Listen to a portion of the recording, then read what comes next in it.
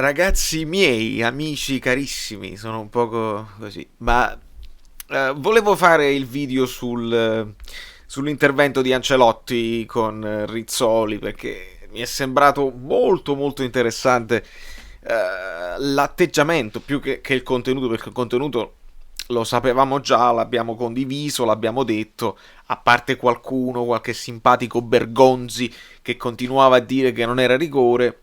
Parliamo dell'episodio ovviamente di Llorente con l'Atalanta. Volevo parlare della situazione di Ancelotti e analizzare, chiedervi anche se secondo voi parlare in questo modo adesso può avere delle ripercussioni, nel senso che è un attacco vero e proprio al sistema arbitrale, quindi voi credete che questo può portare delle ripercussioni in negativo, nel senso che saranno più ligi o contro di noi, nel senso, come vedemmo dopo la sfuriata di De Laurentiis, la reazione col VAR contro la Roma, il VAR che funzionava benissimo, cose mai visto, l'intervento di Cagliacone non visto da nessuno in campo, lo vede il VAR. Quindi volevo chiedervi se eravate contenti di questa cosa di Ancelotti, che non le ha mandate a dire ovviamente.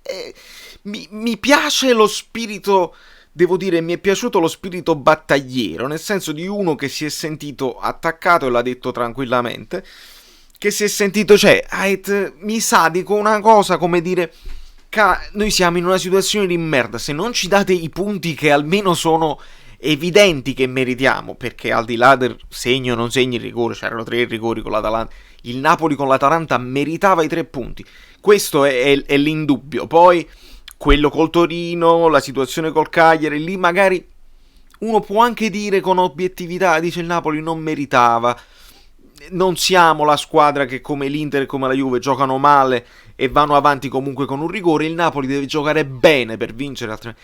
E quindi volevo chiedervi questa cosa qua, ma ergo, diceva Totò, c'è dell'altro, c'è del di più e c'è di meglio, nonché di peggio.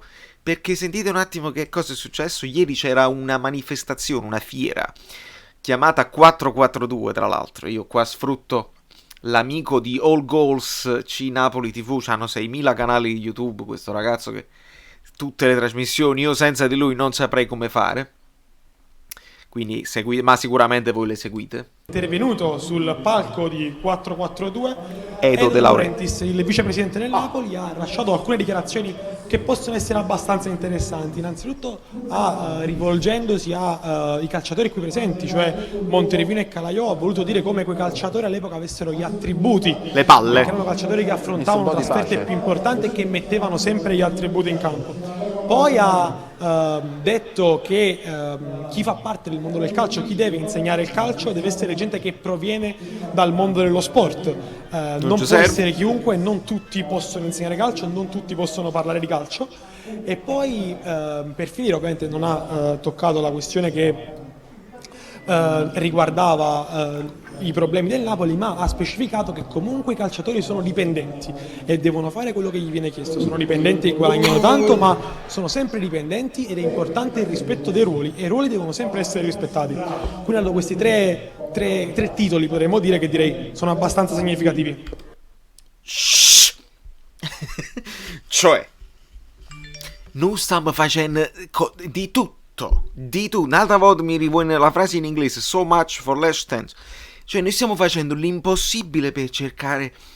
Io parlo con i miei amici, alcuni sono riusciti addirittura a dirmi tranquillamente: guarda che il tweet era necessario, perché se non facevi il tweet contro Elmas dimostravi di non avere polso, la società lo deve fare, perché altrimenti le regole non vengono rispettate, ognuno fa il cazzo che vuole lui.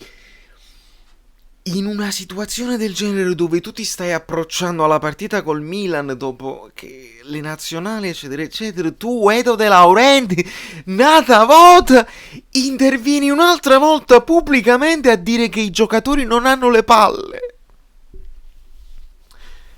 Ragazzi miei, come ce ne usciamo da questa situazione qua?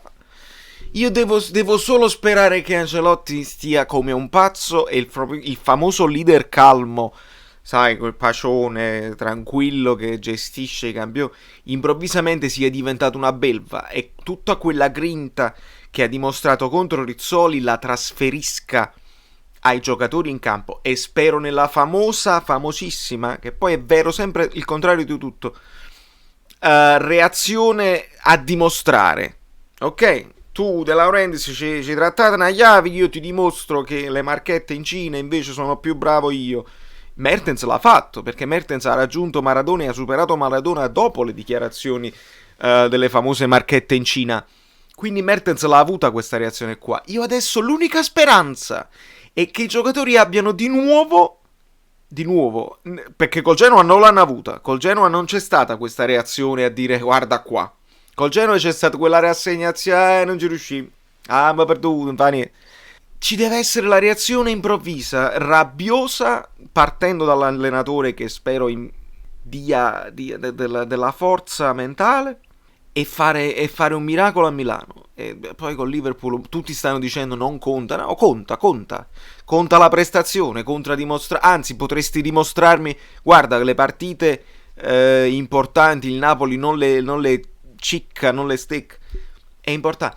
Allora io, perché di fronte all'atteggiamento di questa società che multa chiunque che parli, che violi il silenzio stampa e poi lo viola in prima persona, parlando della situazione famosa, perché si ritorna alla questione dell'ammutinamento, si ritorna a quella famosa serata negli spogliatoi. Allora tu, Edo De Laurentiis, quando non parli mi lasci il dubbio, ma se parli mi confermi che sei un coglione, perché non puoi permetterti in una situazione del genere di buttare benzina sul fuoco. Questa è la mia opinione. Poi magari il Napoli gioca benissimo e allora io l'opinione la cambio e dico ha fatto bene, c'è stata la reazione. Potrebbe anche essere che la reazione c'era a prescindere e che non c'era bisogno di buttare altra merda su questa squadra, che hanno le loro responsabilità, non lo metto in dubbio, devono dimostrarci più palle. Non lo devi dire pubblicamente, perché i panni sporchi si lavano in famiglia. Dobbiamo imparare da quella lota della società sportiva juventina, che tutte le cose che fanno, le fanno a cena. Ronaldo porta a cena le scuse, tutto con circoscritto. Noi su Twitter, in televisione, davanti alle telecamere, parliamo di noi stessi, il famoso campanilismo, che è la famosa contraddizione di una parola che significa difendere i propri, no? Difendere la propria gente. La Campania, Napoli in particolare, è l'unico posto, l'unica città dove il campanilismo non esiste. Se qualcosa di buono viene fatto a Napoli, il napoletano non lo esalta, ma lo distrugge, un po' per invidia, un po' per inadeguatezza. Questo è la mancanza di campanilismo da parte di romani, perché adesso mettiamoci anche la situazione territoriale, che comandano a Napoli il calcio in maniera familiare.